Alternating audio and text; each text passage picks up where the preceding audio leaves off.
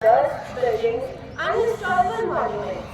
Being nature, one of the most common reasons why we travel. Why do we need to contaminate and spoil the mother nature?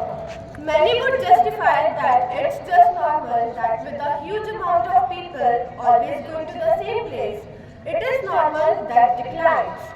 Many others would suggest that it is necessary to construct and change a bit the area to have new hotels and restaurants for all these tourists. But have you ever heard about ecotourism? Ecotourism is a form of sustainable travel that focuses on experiencing and conserving natural environment while minimizing negative impact and visiting natural areas to appreciate, understand and conserve nature and cultural heritage. Ecotourism aims to promote conservation efforts, support local economy and foster cultural understanding while providing memorable experiences for travelers.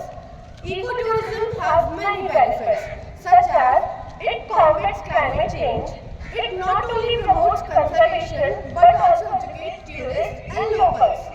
I would like to conclude with these lines of Osho. If you love a flower, don't pick it up because if you pick it up, it dies and it ceases to be what you love. So, if you love a flower, let it be. Love is not about possession. Love is about appreciation. Thank you. Happy Earth Day.